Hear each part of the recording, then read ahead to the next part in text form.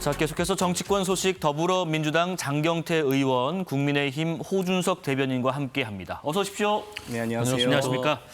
자, 민주당 이재명 후보는 영남권 유세를 마무리하고 호남으로 향했고요. 국민의힘 김문수, 또 개혁신당 이준석 후보는 서울에서 일정을 소화 중입니다. 자, 일단 장경태 의원님, 지금 이재명 후보는 전남 지역을 찾았는데 이 텃밭이라고는 하지만 이 지난 보궐선거 때 조국 혁신당의 일부 쓴맛을 본 기억도 있고 또 오랜 지지에도 불구하고 지역 발전에 대한 실질적 성과가 조금 다소 부족하다 이런 일부 의견도 있습니다. 민주당에서는 전남 득표율을 목표를 90%로 잡았던데 달성 가능할까요? 일단 저희 첫 유세 일정을 쭉 흐름을 보시면 네. 가장 먼저 가셨던 곳이 대구 경북이었습니다. 네. 그리고 나서 부산 경남인데요.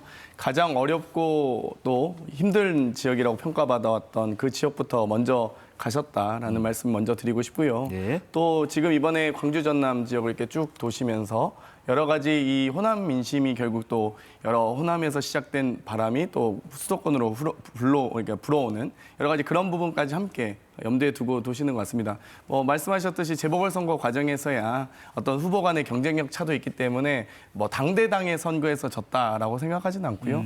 어찌됐건 이번에 특히나 대통령 선거를에서 어떤 후보가 더 능력 있고 검증된 후보인지 또 준비된 후보인지가 명확하게 드러나고 있기 때문에 예. 당연히 어려운 지역을 통해서 먼저 갔던 이 대선 후보의 이재명 후보의 일정을 먼저 주목해 주셨으면 좋겠고요. 당연히 호남도 가야 될 순서였다라고 말씀드리겠습니다. 예, 호준석 대변인께서는 오늘 오전에 김문수 후보와 같이 신도림역에서 같이 선거 유세 활동하셨던데 서울 분위기 좀 어땠나요? 구로구 신도림역입니다. 예. 저는 이제 지역구가 서울 구로고요. 이 구로는 김문수 후보가 젊은 시절을 불살랐었던 그 곳입니다. 네. 구로구 개봉동에 이제 한일 도르코라는 곳이 있었는데 거기서 이제 그 노동운동을 하면서 공장에서 일하면서 노조위원장을 했었고 지금도 저희 지역에는 그때 김문수 후보하고 같이 그 한일 도르코에서 일을 했었다라고 하는 그 주민들이 계세요. 그래서 네. 이제 저를 보시고 그때부터도 한결같이 굉장히 따뜻하고 굉장히 강직하고 자기 거라고는 챙길 줄 모르고 그런 분이었다. 그런 이제 증언을 저한테 이제 해주시더라고요. 제가 직접 들은 겁니다. 네. 그래서 약간 그 젊음을 불살랐던 구로에서 선거운동을 이제 서울에서는 시작을 했다라는 의미가 있겠고 오늘 그 청년들 또 여성들이 이렇게 다가와서 셀카 같이 찍자고 하는 그런 분들이 굉장히 많았습니다. 네. 일단 서울 구로 신도림역에서의 분위기는 상당히 좀 긍정적이었다라는 평이었던 것 같습니다. 여론조사 결과 하나 살펴보겠습니다. 한국갤럽이 뉴스원 의뢰로 지난 10일부터 13일까지 전국 만 18세 이상 남녀 1,002명을 대상으로 실시한 주요 대선 주자 호감도 결과입니다. 이재명 후보 호감도와 비호감도는 각각 48과 49%, 김문수 후보의 호감도와 비호감도는 35와 62%, 이준석 후보 28, 67%로 나타났습니다. 이 여론조사의 조사 방식은 100% 무선 전화 면접으로 실시됐고요. 표본 오차는 95% 신뢰 수준의 플러스 마이너스 3.1%포인트. 자세한 내용은 중앙여론조사심의위원회 홈페이지를 확인하시면 됩니다. 장경태 의원님, 지금 세 후보 다 호감보다 비호감이 차이는 있지만 좀 높은 편인데 그중에서 이재명 후보는 수치가 좀 나은 것 같으세요? 어떠세요? 사실 정치인으로서의 이 활동 과정은 항상 선택의 문제에 맞닥뜨리는 것 같습니다. 그렇기 네. 때문에 아마 거기에 대해서 지지 의사가 있는 분과 없는 분들이 명확하게 갈릴 수 있는데요. 다른 분들의 비호감도가 압도적으로 높은 걸 제가 지적하고 싶지는 않습니다만 어찌되었건 결국 선거는 또 정치는 이미지로 하는 것이 아니라 능력으로 하는 거거든요. 지난 대선 때 많은 언론에서 비호감도다 역대급 비호감 대선이다라고 했지만 결국 결과로서 결과로 받게 된 것은 역대급 무능하고 무책임한 윤석열 정권 그리고 비상계엄 사태였거든요. 그렇기 때문에 이번만큼은 정말 검증되고 실력 있는 네. 후보를 선택하는 과정이 매우 중요하다라고 다시 한번 강조해서 말씀드리고 싶습니다. 예.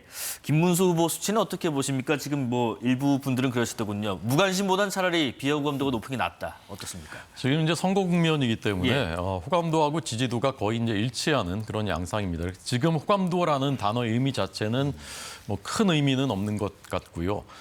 다만 이제 이재명 후보는 사실 지난번 대선 때부터 치면 거의 4년 동안 국민들의 아주 집중적인 이제 그 관찰을 받아온 후보인데 네. 김문수 후보는 정치를 오래 하시긴 했지만 최근 몇 년 동안은 잘 노출되지 않았었고 그래서 국민들께서 모르는 그런 면모들이 꽤 있는 것 같습니다. 저도 김문수 후보를 정치인 김문수는 꽤 오래전부터 알았지만 저도 이번에 새롭게 알게 된 것들이 이제 여러 가지가 있는데 네. 경기지사 이제 2번 했고 국회의원도 3번 했고 장관도 하고 했지만 재산은 서울 봉천동에 25평짜리 아파트 그게 이제 전부이더라고요. 경기지사를 2번 하는 동안에 삼성전자 등에서 100억 원 투자 유치를 했고 외국 기업에서 23조 원 투자 유치도 했고요. 87만 개 일자리 만들어줬고 판교 테크노밸리 등등의 그때 경기도의 혁신적인 변화가 그때 일어났었고 이런 부분들 사실 저도 뭐 정확히 모르고 있었는데 그런 부분들이 국민들께 지금 알려져 가는 과정이다. 그래서 늦게 시작했기 때문에 앞으로는 점점 올라갈 것이다. 호감도가 지지율도 오르고 네. 그렇게 봅니다. 네.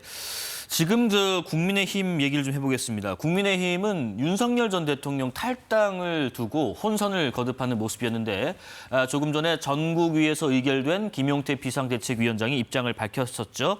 윤석열 전 대통령에게 정중하게 탈당을 권고드린다고 했습니다. 직접 그 목소리 한번 들어보겠습니다. 최대한 빠른 시일 안에 대통령을 찾아뵙고 말씀드리겠습니다. 당과 대선 승리를 위해 결단해 주실 것을 요청드리겠습니다. 비대위원장으로서 대통령께 정중하게 탈당을 권고드리겠습니다. 장경태 의원님은 어떤 그 의견이십니까? 조금 전에 김민석 의원은 탈당 권고에 대해서 어떤 입장을 밝히셨는데 장경태 의원님 의견도 다른지 한번 들어보겠습니다. 사실 이제 많은 국민들께서 기대하시는 건 그럴 거예요. 그러니까 좀 제대로 된 후보가 나와서 경합을 벌였으면 좋겠다. 그리고 어찌됐건 원내 2당으로서 국민의힘의 책임도 있는 거 아니겠습니까? 지금 사상 초유의 정말 이 비상계엄 사태 또 이 대통령 탄핵 과정에서의 여러 가지 문제들이 노출됐었고 그 과정에서 국민의힘은 지금 그 탄핵에 대해서 또 계엄에 대해서 심지어 대통령 출당 여부에 대해서도 갑론을박이 제대로 된 입장이 안 나왔었거든요. 이번에 어찌됐건 이 김용태 비대위원장이 이제 인준되고 나서 첫 일성으로 윤석열 대통령의 탈당 권고 정도 메시지가 나온 걸로는 이 상처받은 국민들의 마음을 달래기엔 매우 아쉽고 안타깝다라고 보고요. 예. 사실 윤석열 대통령을 출당 혹은 뭐 제명까지의 강력한 조치가 있었어야죠. 그리고 그 후에 지금 여러 이 대선 후보 대선 경선을 했던 한동훈 후보, 홍준표 후보 지금 어디 갔습니까? 한동훈 후보가 지금 3가지 요구 조건을 제시했지만 그 요구 조건마저도 수용하지 못하고 있잖아요. 계엄에 대한 사과, 탄핵에 대한 사과, 그리고 대통령 출당 조치. 지금 당내 경선 후보자조차 지금 껴안지 못하고 있는 상황에서 저 정도 수준의 권고로 만약 이 국민들의 상처받은 마음을 아우르거나 혹은 국민의힘 지지층을 결집시킬 수 있다? 제가 보기엔 좀 아쉬운 결정인 것 같고요. 어찌됐건 좀 저게 또 저 모습이 현재 국민의힘의 한계가 아닌가 싶습니다. 자, 국민의힘 당 대변인 호준석 대변인님. 지금 말씀하신 게 부족한 결단이라는 얘기와 함께 오후에는 그 김문수 후보의 비서실장 김재원 전 의원이 그런 얘기했습니다. 대통령의 뜻을 따르겠다는 입장에 김 후보는 변함이 없다. 이건 어떻게 우리가 이해하면 될까요? 그러니까 그 탈당에 대해서는 윤석열 전 대통령이 결정을 해주는 것이 좋겠다. 네. 그리고 우리가 억지로 밀어내듯이 하는 것은 그렇게 해서 정치적으로 면책이 된다고 생각하지는 않는다라는 것이 이제 김문수 후보의 입장입니다. 예. 이제 그분이 이제 그 품성인 것 같아요. 그런 입장인 것이고요. 저희 당에서는 윤석열 대통령이 스스로 전 대통령이 거취를 결정해 주기를 바란다라는 것이 이제 조금 전 김용태 위원장을 통해서 밝힌 공식적인 입장입니다. 그래서 저는 그것이 이제 그렇게 가닥이 지어질 것이라고 생각을 하고요. 네네. 계엄에 대해서는 수차례에 걸쳐서 반성하고 사과한다는 입장을 밝혔죠. 그리고 김문수 후보도 2번, 오늘도 다시 한번 그 문제에 대해서 명확하게 반성하고 사과한다라는 뜻을 밝혔습니다. 네. 민주당에는 그런 말씀을 여쭤보고 싶습니다. 윤석열 전 대통령 어쨌건 비상계엄으로 인해서 탄핵됐고요, 파면됐고요. 형사재판을 받고 있습니다. 앞으로의 대한민국 미래 5년에 윤석열 전 대통령이 어떤 영향력을 어떻게 미칠 수 있는 것입니까? 언제까지 윤석열 전 대통령 얘기로 선거를 할 것이며 언제까지 그것으로 대한민국의 미래를 논하는 것을 대신하겠습니까? 계속해서 윤석열 대 이재명 이제 끝난 이 구도로 선거를 치르려는 것이 민주당의 입장인 것이 아닌가 저는 의심스럽습니다. 하나 뭐 답변하시겠습니까? 네. 그러니까 저희가 이제 계속 사과를 제대로 된 사과가 아니라고 이야기하는 건 뜬구름 사과이기 때문입니다. 사과의 최소한의 세 가지 조건이 있거든요. 사과를 하는 사람의 기본 자세는 당연히 제발 이 진상 규명을 먼저 해야 되고요. 두 번째 거기 책임자에 대해서 책임을 질 수 있게 하는 거고요. 예. 또 재발 방지 대책을 마련하는 것이 아마 제대로 된 사과일 것입니다. 그리고 그 사과를 했을 때 이 소위 피해를 입은 분들이 수용 가능한지 여부는 그 다음 몫이겠죠. 그런데 지금 비상계엄에 대해서 사과한다고 하셨지만 비상계엄으로 인해서 무슨 조치가 있었습니까? 비상계엄에 관여했던 분들에 대한 이 책임지는 처벌이 있었습니까? 거기에 대한 진상규명 조치가 있었습니까? 만약 이 제대로 된 사과였다면 비상계엄은 정말 잘못했고 대통령이 탄핵돼서 마땅했습니다라고 하시면서 대통령에 대한 이 제명 또는 출당 조치를 했어야죠. 그런데 지금 저렇게 탈당 권고 정도 나왔기 때문에 제가 좀 미흡하다라고 아주 부드럽게 말씀드렸는데 거기에 대해서 사과했다고 하시니까 제가 또 강도 높게 비판할 수밖에 없네요. 네. 제가 10초만 답변 드리겠습니다. 그러십시오. 비상계엄에 대해서 검찰, 공수처, 경찰 다 나서 수사하지 않았습니까? 더 이상 어떤 진상을 밝히는 것입니까? 다 지금 재판받고 있지 않습니까? 재판 결과에 따라서 벌 받을 거 있으면 다 처벌받게 될 것이고요. 대통령은 탄핵되지 않았습니까? 그런데 여전히 제2, 제3의 내란을 숨어서 꿈꾸는 사람들이 있는데 죄다 붙잡아서 법정에 세워야 된다. 그 법정은 깨끗해야 된다. 라면서 노골적으로 사법부를 겁박하고 사법부 숙청하겠다, 정치 보복하겠다 이런 말씀을 이재명 후보께서 어제 직접 본인의 입으로 공언하시지 않았습니까? 네. 어안이 벙벙했습니다. 자, 요 질문 좀 드려볼게요. 아까 당의 입장, 이 곧 김용태 비대위원장이 한 그 입장이라는 의견 주셨는데 이런 궁금증이 듭니다. 지금 국민의힘 선대위에 윤 전 대통령의 40년 지기로 알려진 석동현 변호사가 합류를 했고 또 대표적인 친윤으로 분류되는 장해찬 전 최고위원이 이제 복당을 했거든요. 네네. 그러다 보니까 윤 전 대통령과 거리두기가 맞는가 하는 이런 질문이 나옵니다. 그 질문을 사실 조금 전에 그 김재원 그 후보 비서실장이 예. 기자 간담회 할 때 그 기자분들이 했는데요. 그렇게 답변했습니다. 그 비판과 우려에 대해서 경청하고 있고 심사숙고하고 있다. 네. 그래서 겸허하게 수용하고 개선할 지점이 있으면은 개선해 나가겠다라는 것이 이제 그 김재원 실장의 답변이었고요. 네. 장해찬 전 최고위원에 대해서는 전 그렇게 생각합니다. 윤석열 정부가 잘못한 것도 있죠. 비상계엄 잘못했습니다.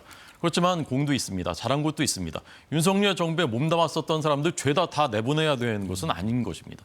이 장해찬이라는 이분은 비상계엄하고는 일도 관계가 없는 사람이 다 알지 않습니까? 총선 때부터 이미 저희 당을 떠났던 사람입니다. 그런데 모든 사람을 다 내치고서 그렇게 할 수 없는 것이고 사법부마저 겁박하고 상권 분립을 위협하는 지금 이재명 후보를 막기 위해서는 최대한 통합과 포용이 필요한 부분이 또 있는 것이고요. 저는 오히려 네.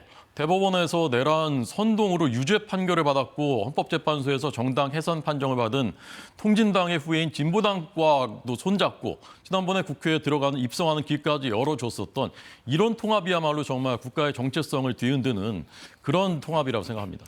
윤심이라고 다 내보냈느냐 이런 말씀하십니다. 그러니까 제가 예. 아까 방금 말씀드렸듯이 그래서 뜬구름 사과라는 겁니다. 이 석동현 변호사가 어떤 사람입니까?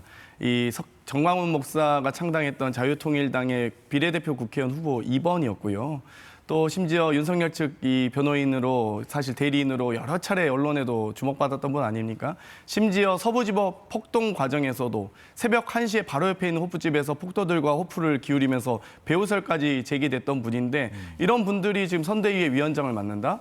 그러면 지금 도대체 이 탄핵과 계엄에 대해서 사과할 마음이 있으신 건가요? 지금 석동현 변호사 나와서 방송에서 계속적으로 대통령께서 계몽령이었다, 이 경고성 계엄이었다 이런 말씀하셨던 분들 아닙니까? 그런 분들을 선대위 위원장으로 모셔서 저희는 저희 입장에서 감사하다고 생각하고요. 아주 국민의힘 비대위가 아주 잘한 결정을 하셨다라고 생각하고 또 장해찬 전 최고 같은 경우는 어떤 사람입니까? 국민의힘에 몸담고 있다가 국민의힘에서도 심지어 공천 배제됐던 사람 아닙니까? 그래서 무소속 출마까지 해서 심지어 국민의힘에 해당 행위했던 분들인데 이런 분들 복당하신다? 그러면 지금 다른 이 대선 경선을 뛰었던 다른 후보들은 뭐가 되며 지금 현역으로 의정활동하고 있는 국민의힘의 국회의원들은 뭐가 됩니까?